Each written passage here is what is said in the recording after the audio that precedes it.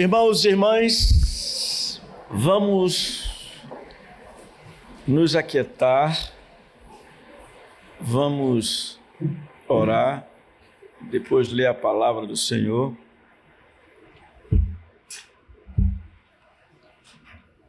Vamos orar. Pai nosso que estás nos céus, bendito és tu, bendito é o teu Filho, bendito o teu Santo Espírito, bendita é a tua palavra. Nós oramos que o Senhor nos assista, que o Senhor nos ajude a compreendermos a tua vontade. É em nome de nosso Senhor Jesus que pedimos, dá-nos entendimento espiritual. Ajuda-nos, Senhor. Oramos em nome de nosso Senhor Jesus. Amém. Vamos ler na Bíblia, no Evangelho segundo Lucas, capítulo 16.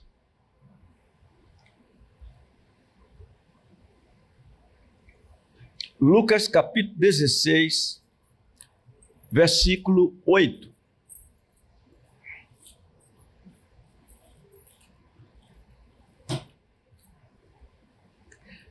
Vamos ler juntos? Pois, aliás, não, talvez eu já vi que tem traduções diferentes. Eu vou ler. E elogiou o Senhor o administrador infiel, porque se houvera atiladamente, porque os filhos do mundo são mais hábeis na sua própria geração do que os filhos da luz. E eu vos recomendo, das riquezas de origem iníqua, fazei amigos, para que quando aquelas vos faltarem, esses amigos vos recebam nos tabernáculos eternos. Vamos ler o versículo 9 de novo? E eu vos recomendo, das riquezas de origem iníqua, fazei amigos, para que quando aquelas vos faltarem, esses amigos recebam nos tabernáculos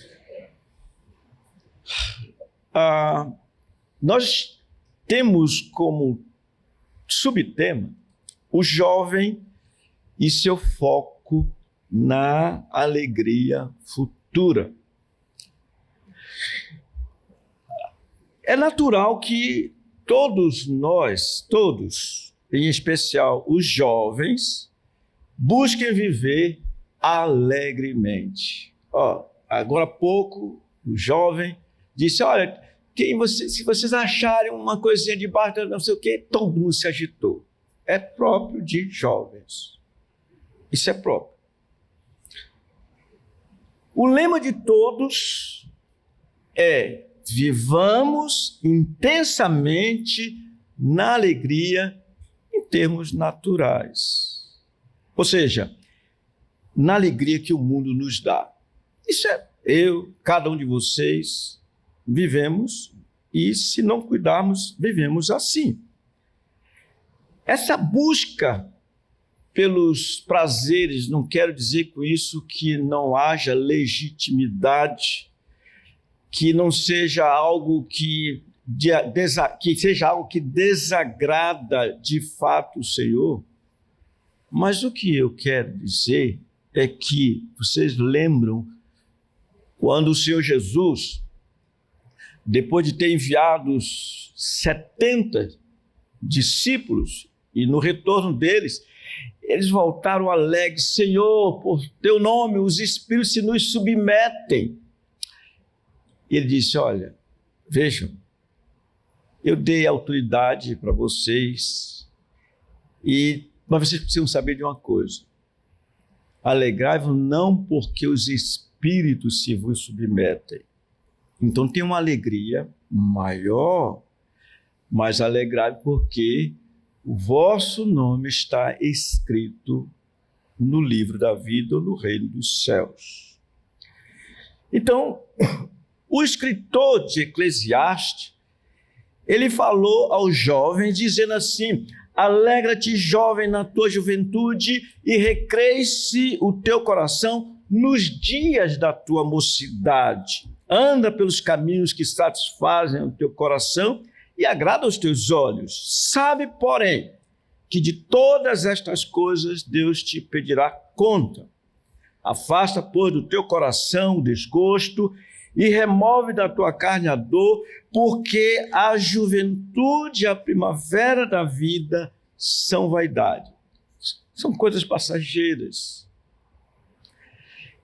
Como esta advertência de Eclesiastes 11 tem o propósito de nos fazer voltados para Deus e não para as coisas que agradam a nós, de maneira que nós precisamos atentar para esse nosso subtema, o jovem e seu foco, focados, e seu foco na alegria futura, como nós lemos aqui nesses versículos 8 e 9.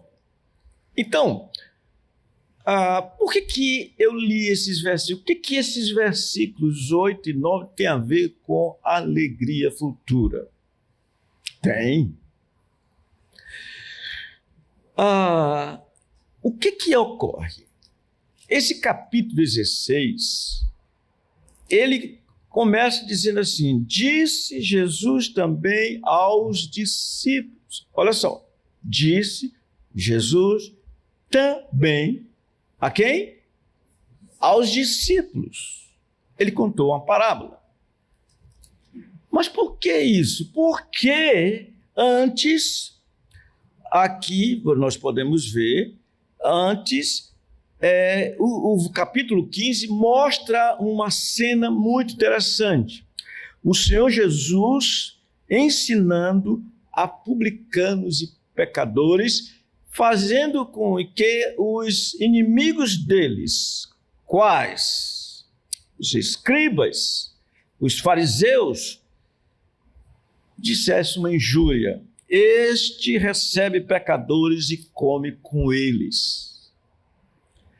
Então, essa parábola do capítulo 16, que eu não li ainda a parábola, nós não vimos essa parábola, ela tem uma continuidade no sentido daquilo que ele estava falando, mas agora de forma particular, ele fala aos discípulos. Antes das outras 3 parábolas, ele falou a todos, escribas e fariseus, mas aqui é para os discípulos.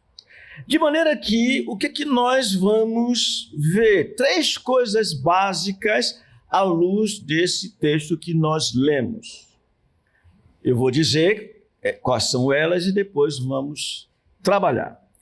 Primeiro vamos ver o quê? O ímpio que age focado no futuro será elogiado. A segunda coisa que veremos é que Jesus encorajou o viver focado na alegria eterna futura.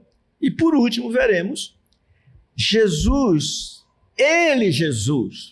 viveu focado na alegria futura. Vamos trabalhar? Vamos ou não vamos? Vamos trabalhar. Em primeiro lugar, o que diz aí? O ímpio que age focado no futuro será elogiado. Então vamos lá. Antes, vamos tentar entender a questão. É muito interessante. Essa parábola do capítulo 16, eu não li para vocês, mas imagino que vocês vão entender. Um homem tinha bens, propriedades, e tinha um cidadão que cuidava disso. Ele é chamado de administrador caseiro, digamos assim. Chegou aos ouvidos do dono de tudo isso que o cidadão estava passando a perna nele. Entende essa linguagem, né?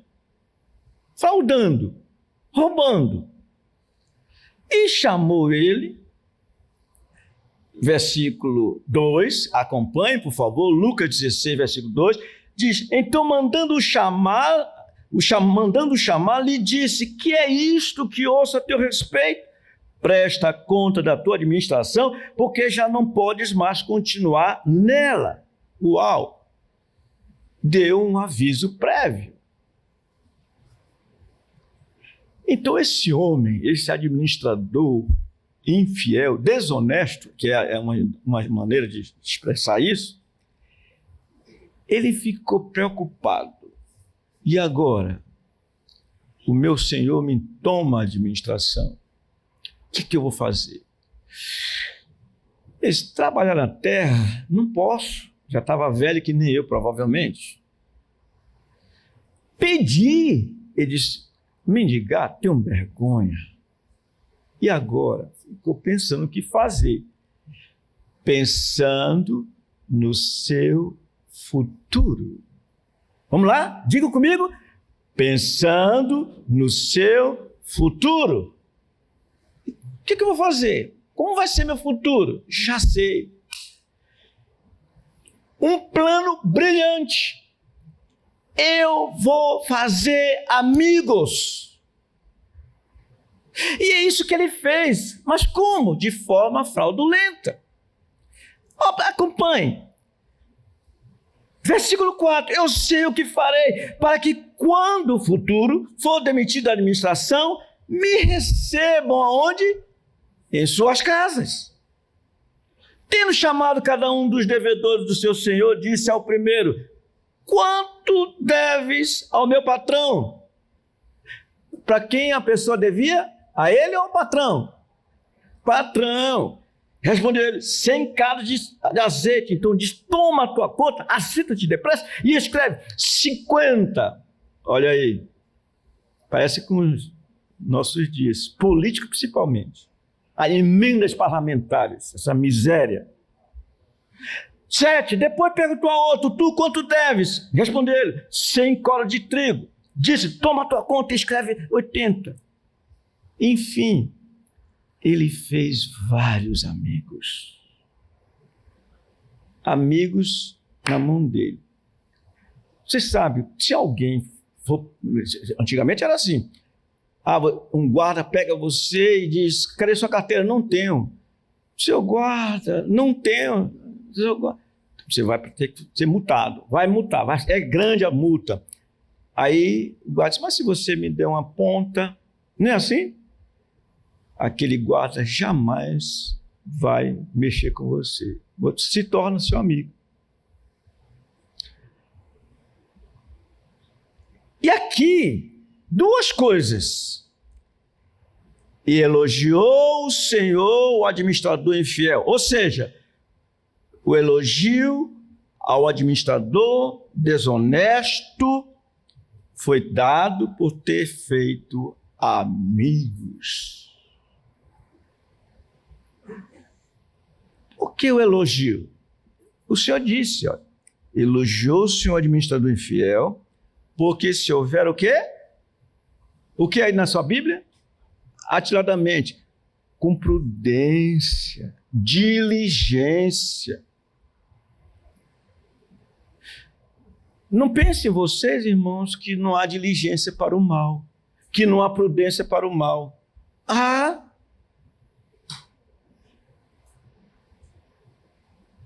Depois, o plano diligente, sem dúvida, foi a razão do sucesso da desonestidade. Porque diz aqui, eu já estou baixando aqui, cadê? Eu não vejo nem nada ali. Porque os filhos do mundo são o quê? Mais hábeis. Quem que está passando esse negócio aí? Está dormindo, alguém está dormindo aí dentro. Porque os filhos do mundo são mais hábeis na sua própria geração do que os filhos da luz. Irmãos, quem falou isso aqui? Esse versículo 8 final, quem falou? O Senhor Jesus. De fato, passe pelo shopping, vitrines belas, Ah, não, mas não é só aqui. Não, vá numa feira. E vocês vão ver os peixeiros lá, colocam uma luminária, colocam uma tem uma luz, o peixe fica bonito. Às vezes até podre, mas está lá com aparência de bonito. Os homens são hábeis, no sentido de sábios, mesmo que seja para o mal. Sabemos que o futuro dos ímpios sempre se refere ao amanhã existencial. Por isso, o grande lema, comamos e bebamos, porque amanhã morreremos. É sempre aqui o agora. Lembremos que eles não têm esperança. Logo, todo o seu esforço, toda a sua habilidade, essas coisas são para o aqui e agora. A pergunta é: queremos ser ou receber elogios à semelhança deles? É uma pergunta que eu estou fazendo para nós.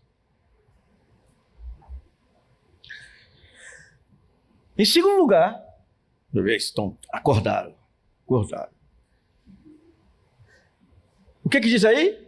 Jesus encorajou o viver focado na alegria eterna. Esse é o contexto.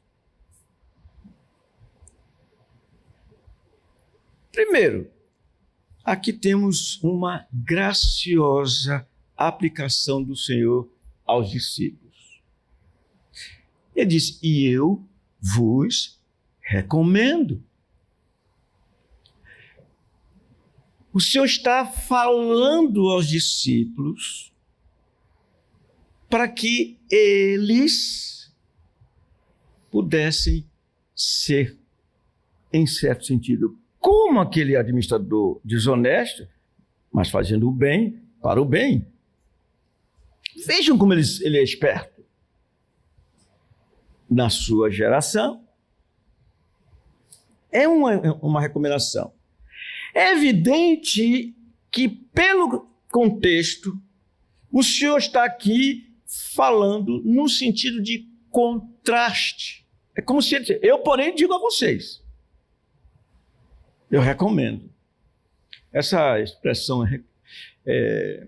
eu vos recomendo, na Almeida atualizada, não é isso. O Senhor falou simplesmente. Não existe essa palavra assim. Mas qual é a recomendação, Senhor? Qual é a recomendação? 2. O sábio uso dos meios transitórios. Ou seja, use os meios transitórios com sabedoria. Não é o que ele está dizendo? Das riquezas de origem iníqua, fazer o quê? Vocês estão aqui, hein? Das riquezas de origem iníqua, fazei amigos. Parece que não tem nada a ver com a alegria, né? Olha só, jovem, foquem na alegria futura. Como assim? Das riquezas de origem iníqua, fazei amigos.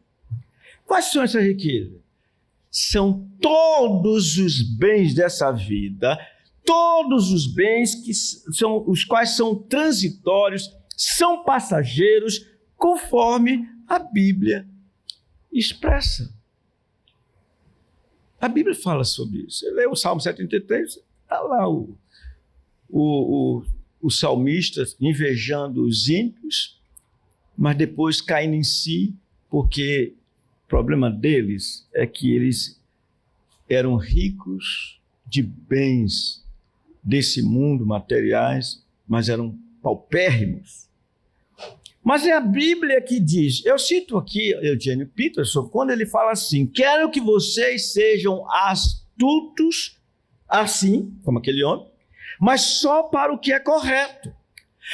Aproveitem as adversidades para motivar a criatividade. Aprendam a concentrar-se no que importa.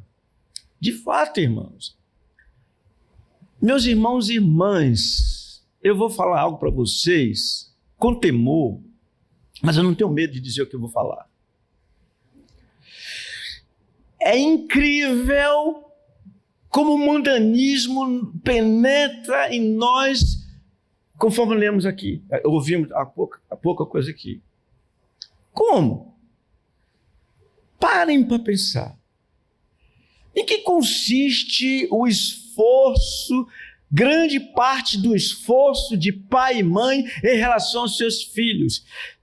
Às vezes, os pais passam fome, às vezes os pais se acabam de trabalhar para que seus filhos estudem na melhor escola, na melhor faculdade, para que eles sejam... Aí vem o pior, gente na vida.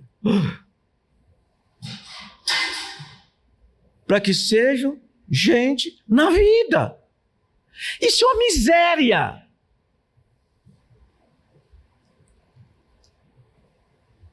Sabe que isso não é sabedoria?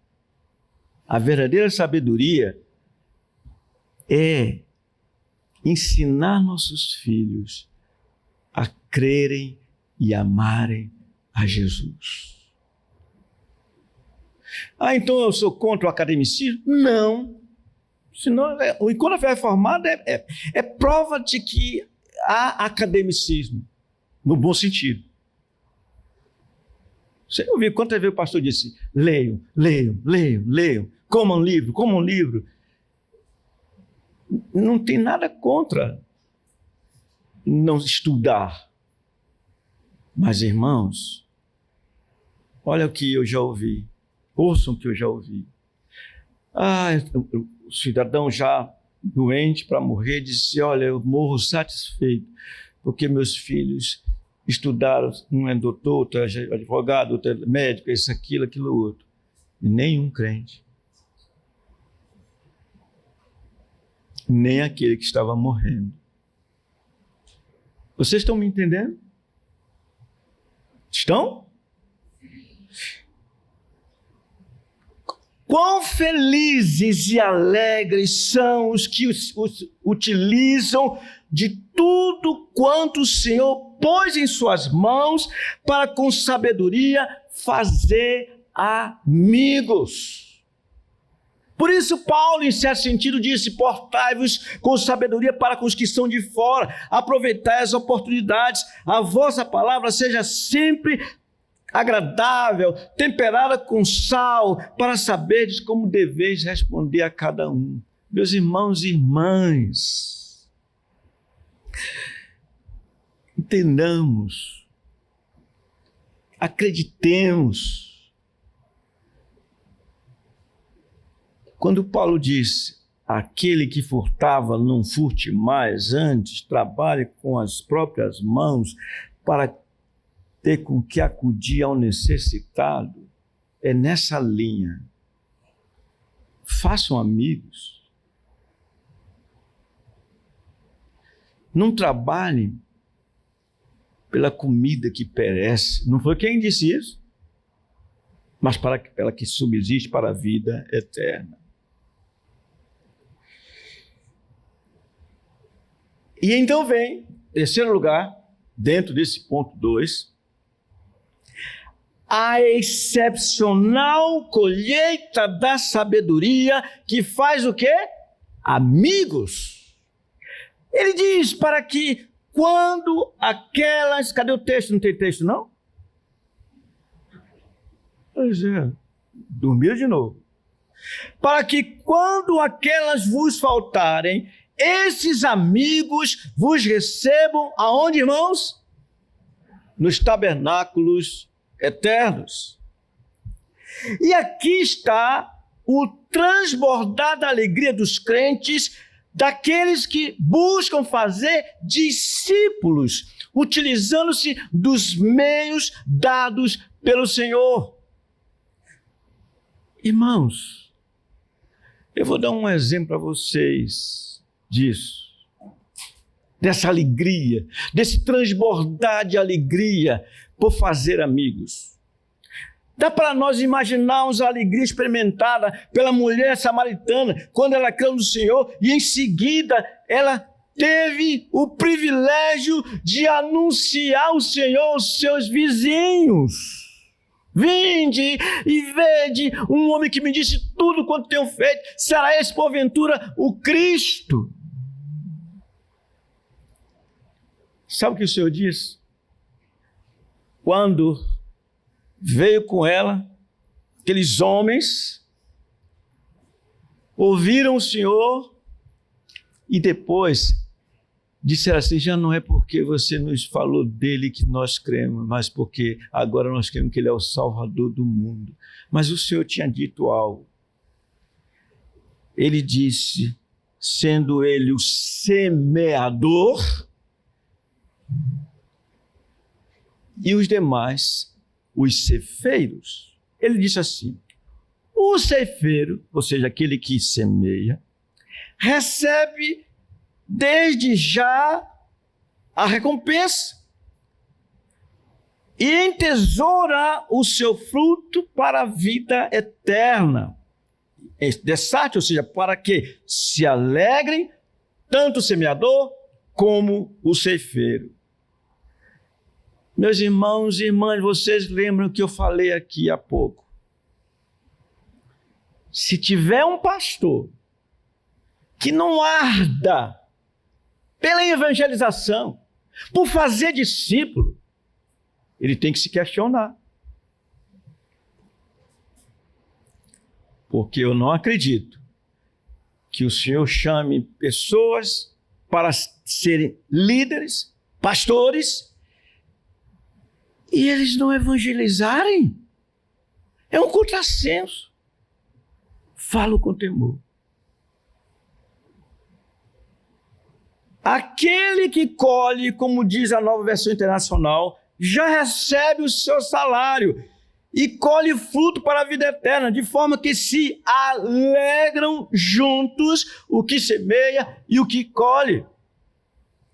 Então, de novo eu cito Eugene Peterson, o clima é de triunfo e sobressai a verdade contínua ditado: um semeia e outro colhe.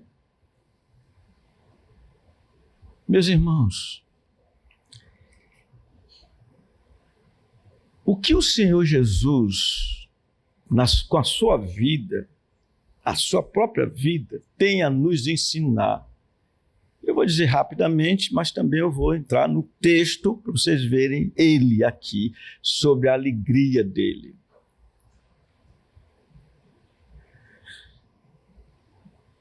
O Senhor Jesus é o maior evangelista que esse mundo já viu. Olhando a perspectiva de João, do Evangelho de João, ele é o Verbo, estava com Deus, o Verbo que era Deus, e diz: e o Verbo se fez carne, encarnou-se para cumprimento daquilo que foi estabelecido antes da fundação do mundo. Pois até o seu sangue foi conhecido antes da fundação do mundo. E o Verbo, ao se fazer carne, o que ele fez? Anunciou o Evangelho, anunciou-se a si mesmo para que salvasse homens e mulheres. A vida dele foi isso, pregar o Evangelho. E segundo o Evangelho de João, cujo propósito está delineado de forma bem clara no capítulo 20, versículo 30 e 31, diz lá: fez Jesus diante dos seus discípulos muitos outros sinais que não estão escritos neste livro. Estes, porém, foram escritos para que creais ser Jesus o Cristo e para que crendo tenhais vida no seu nome. Jesus foi o maior evangelista. E deixemos Mateus falar isso quando se expressou no capítulo 10, versículo 30 em diante. Diz assim: venham a mim, todos que estáis cansados e sobrecarregados, e eu vos aliviarei.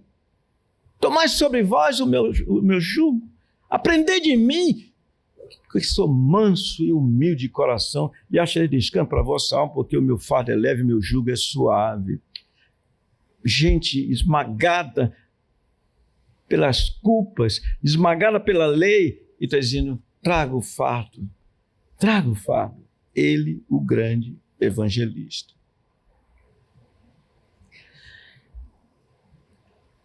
Mas o que é que eu trouxe até aqui, dizendo assim, não pode, já estão pulando, estão adivinhando. Eu estou lendo ali, ó, a excepcional colheita da sabedoria que faz amigos. Vamos ler o texto? Para que, quando aquelas vos faltarem, esses amigos vos recebam nos tabernáculos eternos. Como assim? Irmãos, eu não tenho dúvida de que nós vamos encontrar aquelas pessoas para as quais anunciamos o Evangelho, as quais discipulamos. Provavelmente elas vão estar lá antes de nós, provavelmente isso. Mas, com certeza, se elas crerem no Senhor, nós crendo no Senhor, vamos nos encontrar na presença do Senhor, nos tabernáculos eternos, onde reina a alegria excepcionalmente no sentido de alegria indizível, cheia de glória. Mas já aqui, essa alegria é desfrutada. Temos tido a experiência dessa alegria enquanto nos envolvemos na evangelização. Estamos certos de que precisamos estar focados na alegria futura, porque os amigos feitos aqui vão se encontrar conosco lá.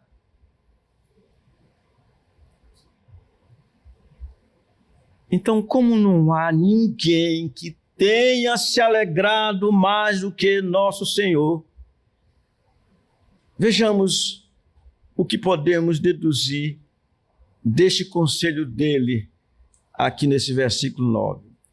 Qual foi o foco dele?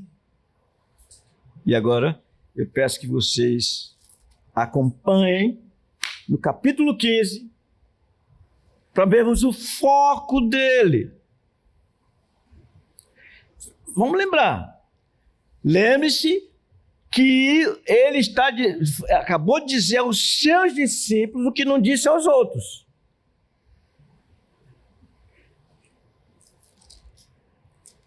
Quando ele foi, segundo o versículo 2, criticado pelos escribas e fariseus, ao dizer, este recebe pecadores e come com eles, ele lhes deu resposta, mediante essas parábolas. Ei-lo na sua alegria celestial, ao falar da ovelha perdida. Irmãos, eu não vou ler, porque vocês conhecem o texto. Preste atenção. Nessa ovelha perdida, no versículo 6, diz assim, depois de achar, pô-la sobre o ombro, vocês estão acompanhando? Pô-la no ombro, diz aqui o versículo 6, e indo para casa, reúne os amigos e vizinhos, dizendo-lhes, alegrai-vos comigo, porque já achei a minha ovelha perdida. Leiam comigo o versículo 7, digo-vos que, Assim, haverá maior júbilo no céu por um pecador que se arrepende do que por 99 justos que não necessitam de arrependimento. Essa é a maior alegria. Ver pessoas se arrependendo, ver pessoas se voltando das trevas para a luz, ver pessoas que se voltam, deixam o mundo, se voltando para o Senhor Jesus, amando-o de fato, tendo-o como Senhor, tendo-o como seu Salvador. Jesus experimentou essa alegria ao ver pessoas se arrependendo, vendo esses publicanos e pecadores se convertendo a Ele. Além disso, ei-lo na sua alegria celestial. Eu estou dizendo, eu acho que eu estou no terceiro ponto.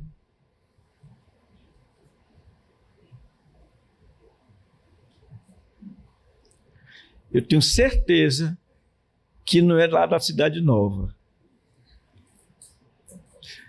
Que não é quem todo domingo está trabalhando comigo nisso aí. Eu devia ter feito como o senhor. Eu sou todo chique aqui, eu só fazia assim, aí passava. Não confiou na gente, olha. Passava aqui. Ó, já passei por esse, tá? Ele empenhar em fazer amigos eternos. 1 e 2. Outro. Ele o quê? Na sua alegria celestial, ao achar sua ovelha perdida. Já, tá vendo como? Além disso, ei-lo. Cadê? Ei-lo, irmãos, na sua alegria celestial, ao achar a moeda perdida. Veja o versículo 8. Versículo 8. Ou qual é a mulher que, tendo 10 dracmas, se perder uma, não acende a candeia, varre a casa e a procura diligentemente até encontrá-la. E, tendo achado, reúne as amigas e vizinhas, dizendo: alegrai-vos comigo, porque achei a dracma que eu tinha perdido. Eu vos afirmo que, de igual modo, há júbilo diante dos anjos de Deus por um pecador que se arrepende. Essa é a alegria dele. Ilustrada aqui pela mulher que achou sua única moeda. Para ela tinha um valor impressionante. Além disso, ei-lo na sua alegria celestial por causa de um pecador arrependido. Versículo 23. Olha o que o Senhor diz quando o filho volta, retorna. Ele diz assim: comamos e regozijemo-nos, porque este meu filho estava morto e reviveu, estava perdido e foi achado. E começaram o quê? A regozijar-se. Meus irmãos, minhas irmãs, volto a dizer, se quando é anunciado na sua igreja, hoje nós haveremos de ver pessoas fazendo sua pública profissão de fé e sendo batizadas. E isso não arder no seu coração. Você não sabe o que é essa alegria. Não sabe. Se você não se preocupa com as pessoas que não conhecem o Senhor, para que ouçam o Evangelho e se voltem para o Senhor, está complicada a situação. Se você não tem interesse em ver os próprios irmãos também voltados, cada vez mais voltados para o Senhor, é complicado. A pergunta é: estamos focados em o Senhor Jesus como ele era focado? Sabe o que dele se diz? O escritor de Hebreus fala assim algo bem interessante sobre isso. Diz assim, que devemos olhar firmemente para o autor e consumador da fé, Jesus, preste atenção, o qual, em troca da alegria que lhe estava proposta, suportou a cruz, não fazendo caso da ignomínia, e está sentado à destra do trono de Deus. Que sabedoria! Trabalhou, se doou, a ponto de derramar seu sangue, focado na alegria. Vocês percebem isso? Focado na alegria. A pergunta é, quando você pergunta assim, em troca da alegria que lhe estava proposta, o que o escritor de Hebreus tem em mente? Ele não me disse.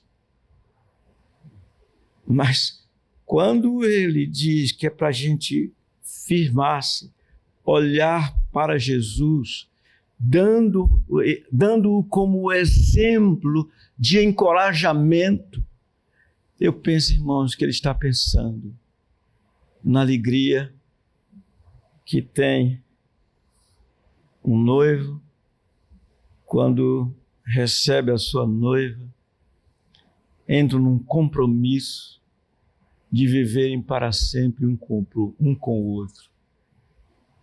E o Senhor Jesus, com sua inteligência, o que ele fez? Ele fez amigos para estarem com eles no tabernáculo eterno. E esses amigos, conforme ouvimos hoje, é a igreja.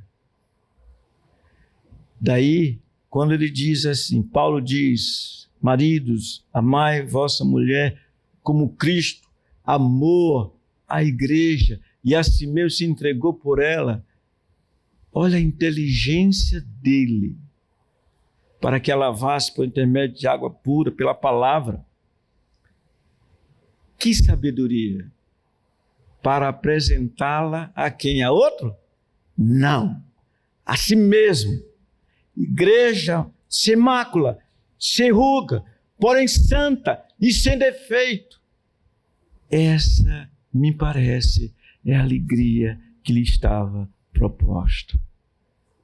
Por isso ele está sentado no trono, aguardando que todos sejam salvos, definitivamente salvos.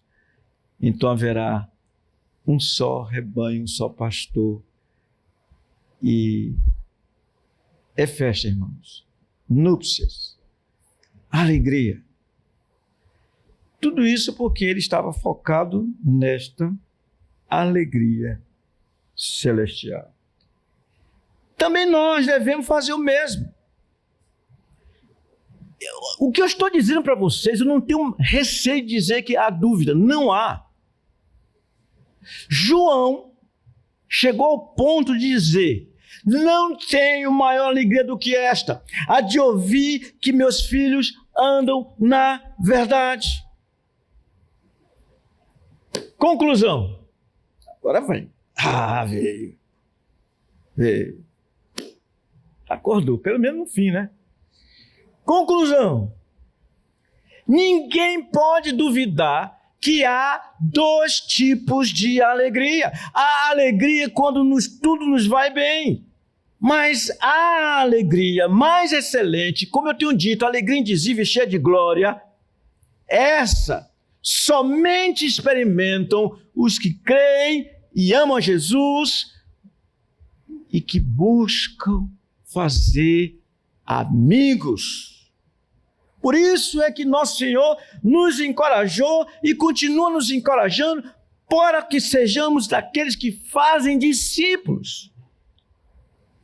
Para que, e uma vez permanecendo na palavra dele, sem dúvida nenhuma, nós vamos experimentar isso. Como ele disse, tenho-vos dito estas coisas, para que o meu gozo esteja em vós e o vosso gozo seja completo. Nós ouvimos aqui nesses dias, 2 dias, ontem e hoje, parece que tem uma eternidade. Ouvimos aqui nesses dias o jovem e seu futuro. O primeiro pregador, nos arrasou 2 vezes, quando ele expôs os perigos. Esse de hoje, então, foi arrasador, né? Ele está pensando que eu estou brigando com ele. Não estou, não, está tudo certo.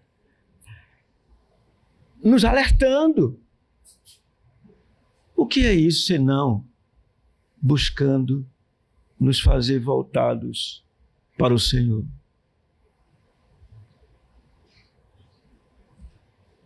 O outro pregador, um é o João Paulo, o outro é Ia Abreu, né? Pensou que eu não ia falar o nome dele, esqueci o nome dele. Nos trouxe, irmãos, a importância do trabalho exatamente nessa linha. Trabalho no Senhor que nunca será vão. Mas seja num caso, seja no outro, irmãos, mesmo sofrendo, porque evangelizar não é tão simples, mas nós nos alegramos. Ainda não está lá aquela colheita especial, mas nós nos alegramos. Como é bom ver que pessoas estão se submetendo à palavra do Senhor. Aqui, jovem, seja rapaz, seja moça, é legal. Tem um amigo aqui que ele é... Eu gosto muito dele. Eu não vou dizer o nome dele não, porque fica chato, né? Mas ele sabe que ele vai saber que eu estou falando dele. Ele tem um jogo assim, parece até carioca ele. Parece que ele é carioca. No nosso meio. Se você descobrir quem é, tudo bem. Galera! Hã? E a galera fica toda alegre, né? Não? Vocês não são galera, não? Não gostaram não, pastor? Tá vendo? Tá bom. Moças, rapazes, se alegrem. Todo mundo sorrindo.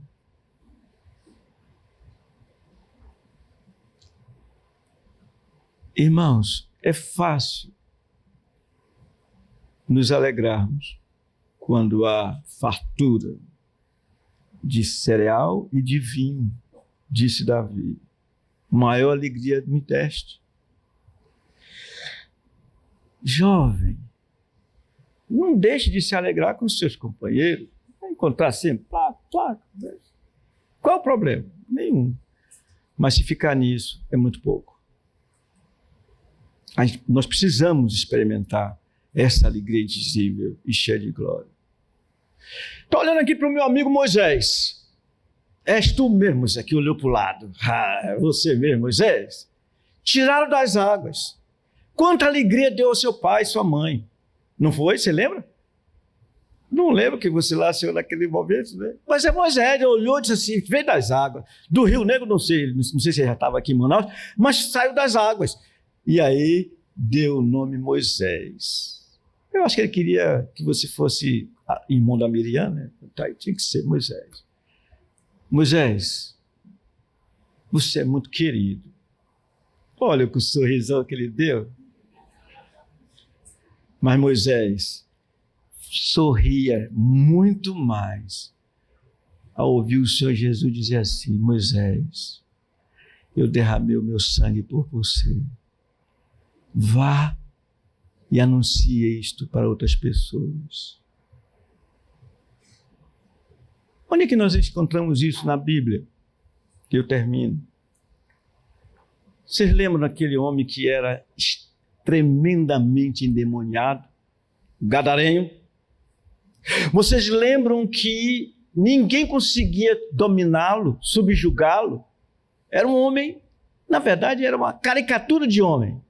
O Senhor o libertou de uma legião de demônios. E uma vez feito isso, o Senhor Jesus ia voltando para entrar no barco e ele pediu para seguir com Jesus e seus discípulos.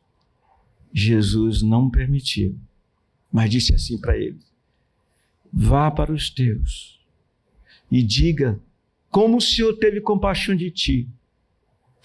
E foi o que ele fez. Viu, Moisés? O Senhor o libertou. Moisés, vou cantar para você, Moisés. que eu canto para o meu netinho. Saiba de uma coisa que é fundamental. Amar a Jesus traz salvação real. Cante comigo, Moisés. Amar a Jesus traz salvação. Vamos lá, Moisés? Real. Você tem coragem de vir aqui? Tem não. Eu tenho não.